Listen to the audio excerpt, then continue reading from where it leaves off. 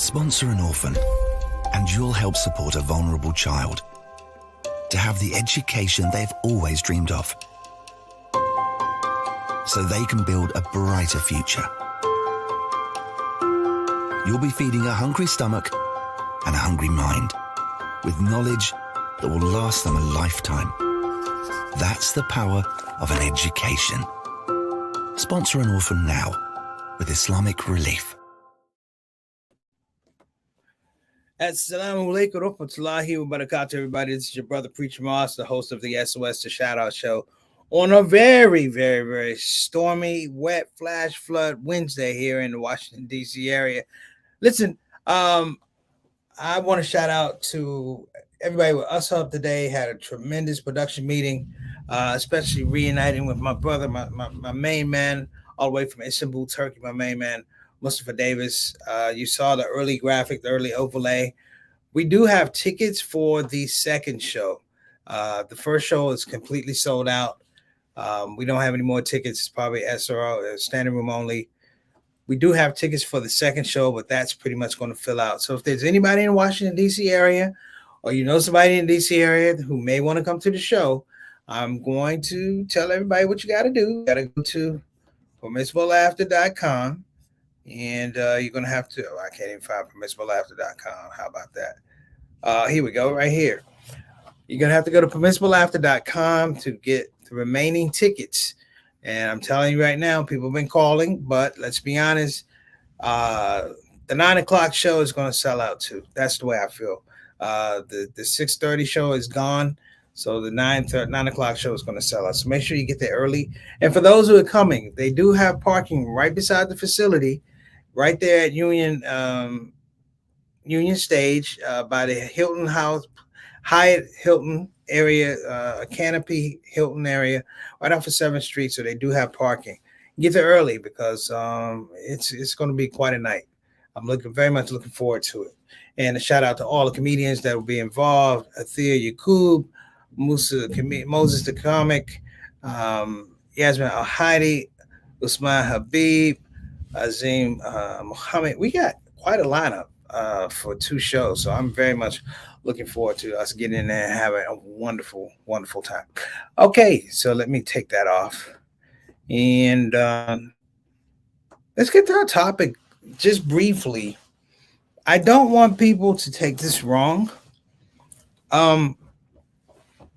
But the word digital depression is an actual word.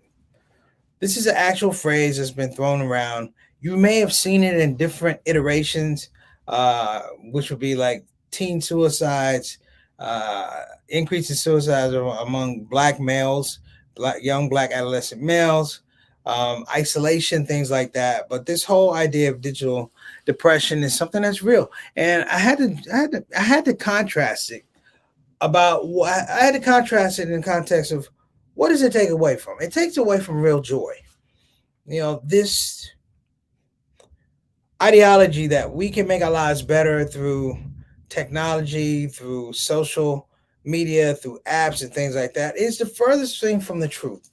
The things that take you away from conversations, the iPads, back in the days we had the Coleco little games that we would play, but even when we played those games, Pong, it wasn't to the extent it is now. This was not a social indication of anything back then. We played games, but we played sports. We went outside and we played football. We played, Tecmo Bowl, but we went out and played football. We played baseball. We played basketball. And what I'm going to talk about today is something that's been burning because I see it in people around me. I see it in some members of my family that this whole scope of digital depression has begun to take root. That when we find things that come to us through the media, it's such a toxic filter that it's given to us that we can't even, in many regards, process what's happening to us. People use the word now, process. I have to process this. Process is one of the most overused words in our lexicon today, dealing with what I talk about, mental health and mental wellness. This is not process. This is establishing procedures. This is about establishing pathways that lead us to things that have healthy habits, healthy behaviors, healthy relationships. You know, we've been debunked in many ways in religion because we believe that religion is the thing. It's not religion, it's the proper application of religion. If we're just running blindly into religion, that's a cult. If you don't have the good questions, you won't get the good answers. So today on the show, we're going to be talking about digital depression versus real joy. And before we come back, I want everybody to start thinking about what is real joy. What does that mean to you? What does it feel like to you? All right. So you're here on the Shout Out Show. We're talking about digital depression versus real joy.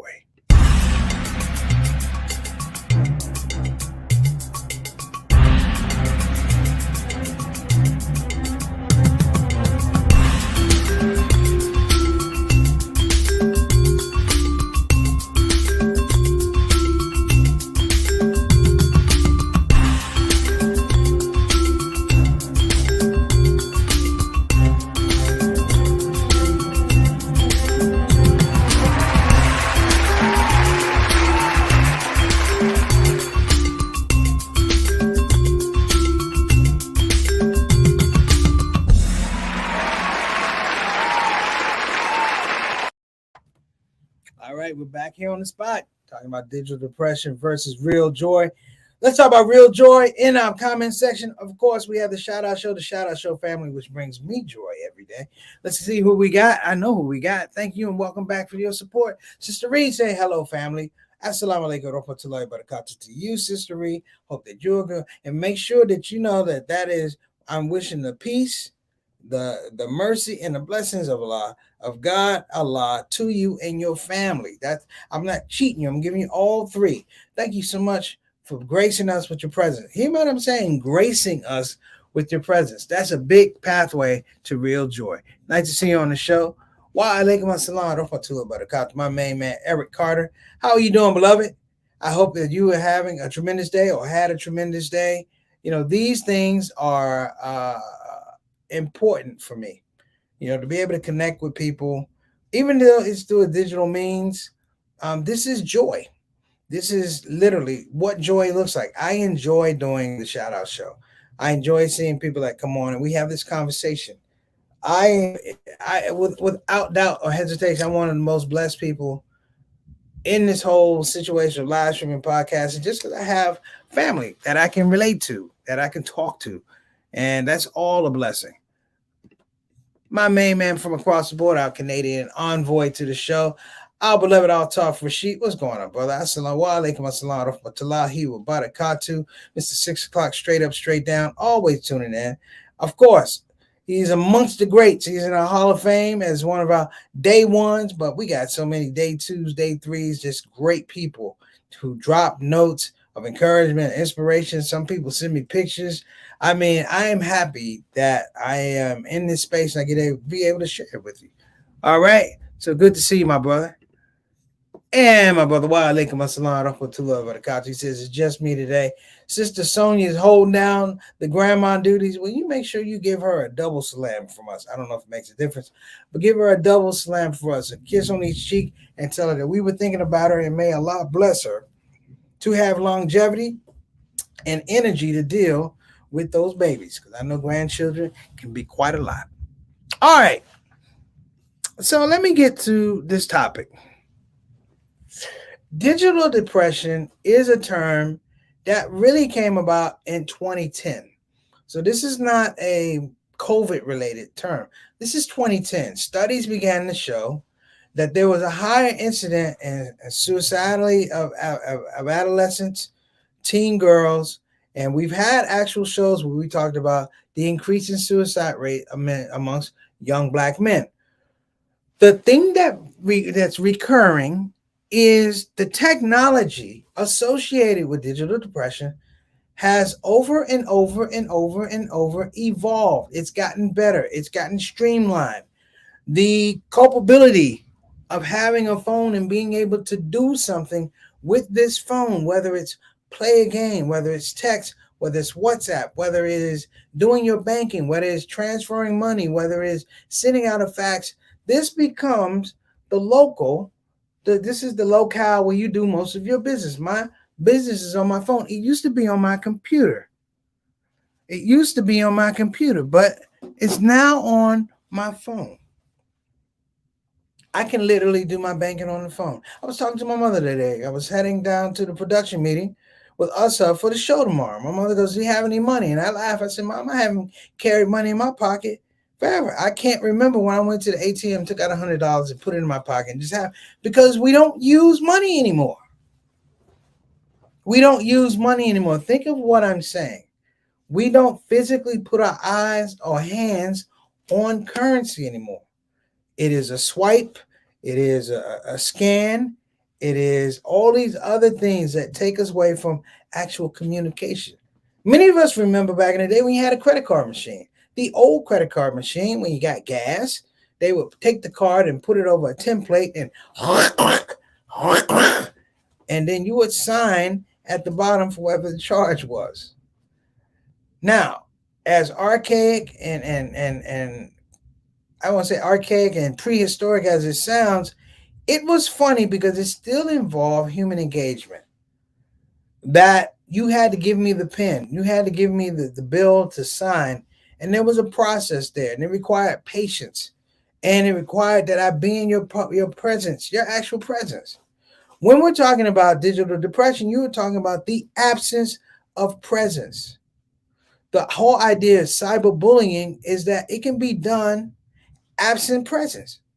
That I can get on the computer and say things about you across mediums that don't have, hear me now, that don't have safeguards. They don't have safety nets for people who want to do things that are mean spirited, who want to be cruel, who want to be diabolical. This not just goes for people who are like that. We even talk about pedophiles who have massive amounts of data, massive amounts of technology to continue to exact the evil that they do. But what is the counterpoint? The counterpoint is, as we talk about digital depression, have we gotten away from the fact that each and every one of us deserves real joy? Real joy. Now, let me tell you what that means. Real joy, in many regards, is that you engage in a type of activity where there is selflessness, but at the same time, there's purpose. It emotes a different type of feeling for you because it's independent of the environment around you. You may pull something from the environment, but what you take in this combination or this formula that you develop, it brings you joy.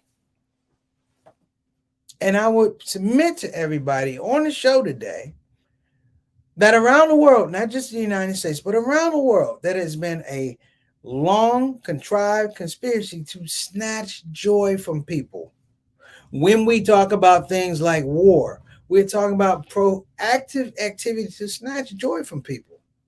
The war that you're talking about with Ukraine and Russia, you may not believe this outside of the carnage, but this is a digital war. This is fought with X's and O's. This is not military strategy that you used to see back in World War I and World War II, Vietnam. These are calibrated attacks to ensure that whatever the situation is with Ukraine, whatever the situation is with Afghanistan, whatever the situation is in the United States in terms of the economy, whatever the situation is in terms of an election coming up in the midterms in 2022 and a presidential election in 2024, whatever that outcome is, it is designed to make sure at the end you are stripped or you are reduced of joy. Think about that. That even now, when we go to church, do we really go to church? Or do we go to church because there's a connection to the theatrics that is spoken about in the church and not necessarily a close examination and theoretical engagement of theology? We have show preachers. In our Muslim community, we have show imams. We have some imams who use the internet and use social media for good. to put out great information. Shout out to Imam Suhaib Webb. But we also have the continuum of people who would take this space, this very, very special, delicate space, to take away your joy. We have a show that's coming up tomorrow. I can honestly say, with everything going on in my life, good, bad, and in between, that the idea that we're able to put something out there that's putting smiles on people's faces, that there's a chance that while I'm going to enjoy or experience engaged joy, there's going to be somebody else that does it too. And that's the balance. That's the pay forward. You see, the thing I notice about digital depression is there's no element for it to pay for it. Hear me now.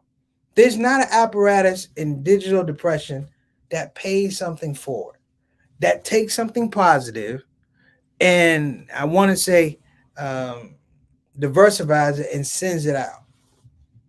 Let me tell you what I mean. It's like if you had a bucket of water and you wanted to hydrate a place. You had a bunch of thirsty people. You had a bucket of water, but you had to give them drink and you had to water the plants beneath their feet. Would you just give them the bucket of water and they drink it? No.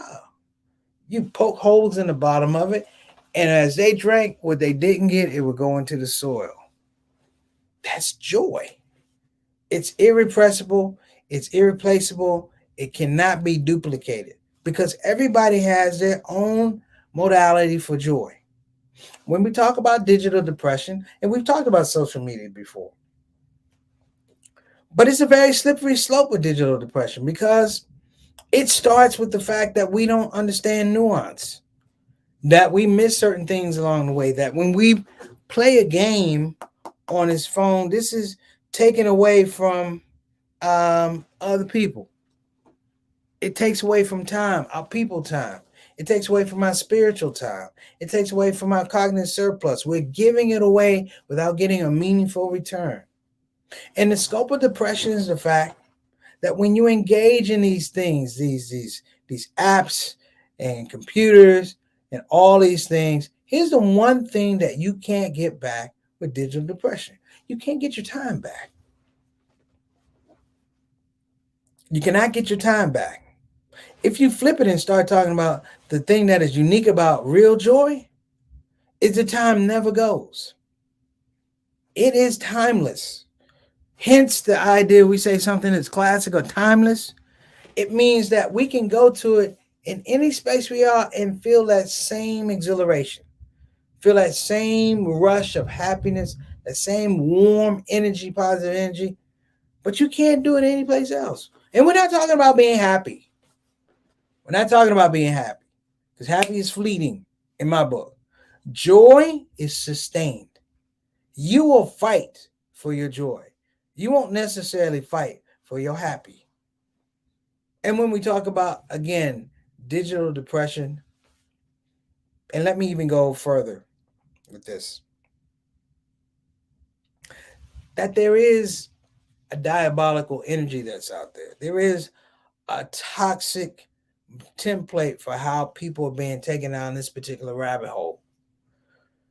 That around the country, there are those who would implement false narratives, those who would lie to good-hearted people, those who would subject the innocent to the cruelest of actions, and sadly make it seem like it was natural.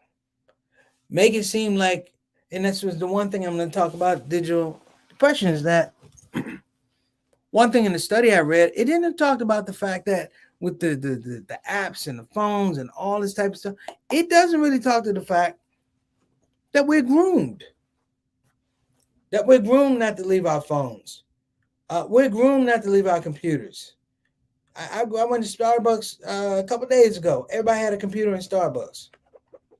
You're groomed to bring your computer to Starbucks and buy their products and sit there. And I see people come in and buy products, and if there's no seat, they go out. But you're talking about a culture fix. This is like a cultural addiction. And when we're talking about digital depression, it does begin with the larger scope of addiction, to social media, addiction to this idea that scrolling through Instagram or Twitter or things like that gives us instant gratification because we are immediately able to take our ideas, our arguments to the marketplace. And that we are a majority of one in most cases.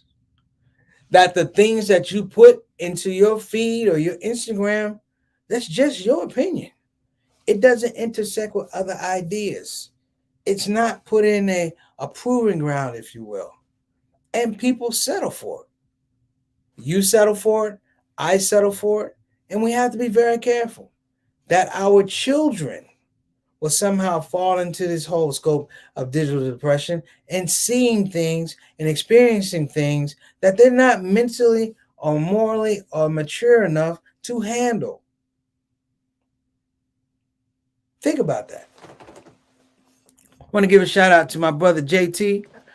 Wa alaikum assalam rahmatullahi wa barakatuh. Good to see you on the program. You snuck in the building on me. Hope that you and the family are doing well. Talking about digital depression versus real joy. So listen, we're going to come back. I'm going to talk about real joy because I think that's the thing I need to spend some time on. All right, we'll be right back.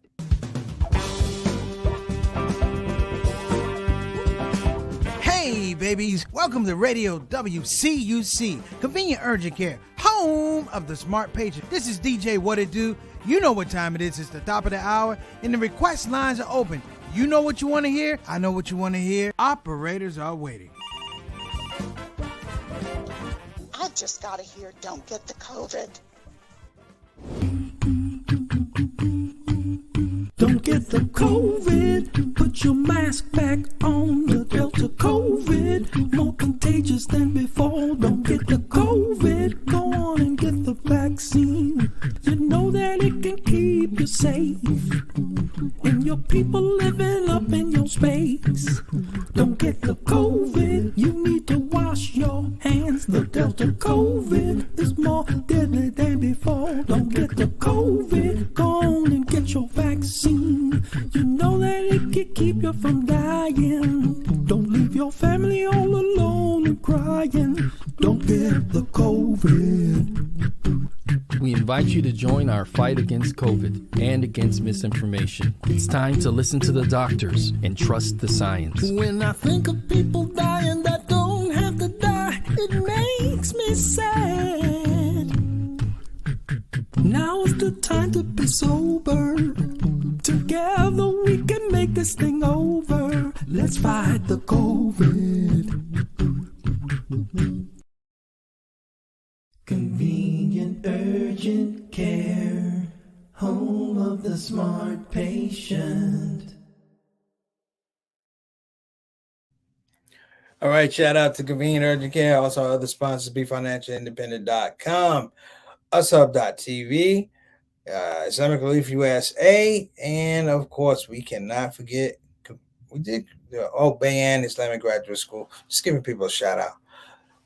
So I don't want to spend too much time on this whole idea of digital depression. I've talked about what digital depression is and why it's such a mean-spirited thing, because, and to refresh, when you go through this whole idea of engagement with digital media and things like that, and I'm not talking about shooting film, I'm talking about the things that are self-engaging. They're very closed systems. An app is a very closed system unless it's dealing with another app in another closed system. When you do banking on your app, it is specifically for your bank. It doesn't, if you got Bank of America, it's not going to work with Chase. The same thing can be had or spoken with the fact that in many ways we cut ourselves off from joy.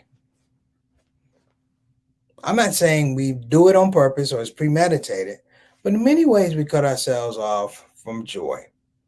And this is one of the ways we cut ourselves off from joy. One of the beliefs how we cut ourselves off from joy is the fact that many people believe that other people give you joy. That your surroundings and people around you give you joy. Let me help you with this misnomer. That is false. Having real joy and maintaining real joy and protecting real joy is amongst the highest levels of emotional intelligence that you can engage in. Let me say it again. It is amongst the most highest forms of emotional intelligence that you can engage in. The practicum of framing joy for yourself, of building, if you will, constructing this apparatus that in your deepest, darkest times, it is the light that you're going to look for. And it's a very bright light. But during the daytime, you can't see it because it's purposeful. It's there. It's in your background. It's in your heart. You know, someone asked me, how do you manufacture joy? And I was stuck. And I asked somebody, how do you manufacture joy? God said, value time, number one. To have real joy means that you have to be in ownership of your time, number one. Number two, you have to believe that the joy that you're preserving is extremely important and extremely valuable. And number three, about maintaining joy, is you have to be willing and ready at crucial times to be selfish. Not a destructive selfishness, but a selfish, the kind that a parent has with a child in terms of who he or she spends her time with, because we're invested in this process of child rearing. You have to be invested in the process of building your own joy. And this is not it's not simple. This is very high level stuff. You know, people who pursue joy, people who maintain joy, to me, almost in a regard, almost saintly. They're almost saintly because they can compartmentalize everything around them to get back to this point. And when we talk about real joy, it's talking about getting back to a point where you appreciate the things you have, the generosity, the gratefulness that you have is genuine and authentic. It's not dependent upon someone else, not dependent upon our parents, our brothers, our sisters, not even our own children. Not even our own children. That's how important it is. Because the opportunities, unfortunately, in society are that while we talk about digital depression that has negative value, if you're not talking about real joy, in some regards, we give it value. We give it a stage on which to play from, a platform on which to reach out and toxify everything else around us. We talk about toxic people. Yes, toxic people. We talk about people who are not good-spirited. We talk about them, but understand, with that being said, there's a core of magnificent people, extraordinary people, highly intelligent people. I say highly intelligent. I say highly rich. I didn't say good looking. I didn't say political power. I said they are highly intelligent and in tune to their emotional intelligence about what is it that brings them joy. One, what is it that allows them to protect joy? Two, number three, what is it that allows us to maintain real joy?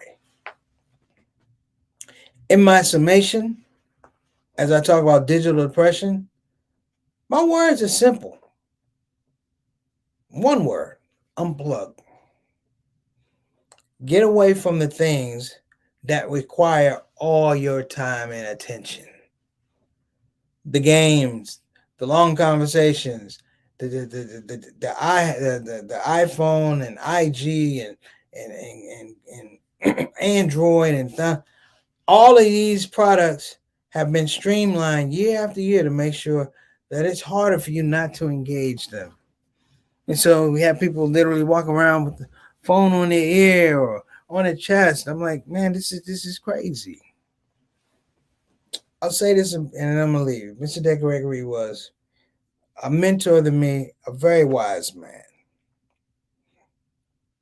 He said, if you're lucky to get joy in your life, he said, calibrate it and duplicate it. calibrated, and duplicated, germinated in your life. And maybe people around you will see the seeds that you have planted. And by the mercy of God, upon Allah, maybe they will take a look and engage joy too. Listen, that's our show today. Tomorrow, we probably won't be on. It might be a repeat. I might actually do a pre-recording. I'm sorry. I probably won't do a repeat. Probably going to do a pre-recording. I'm going to ask everybody that's here today, please pray for us. We're trying to do something really important in the community. I have somebody on here that's asking about a ticket right now. It's really important what we're trying to do in the community. This is something I launched, something like this I launched back in 2003. It is so needed. I just talked to you about digital depression versus real joy.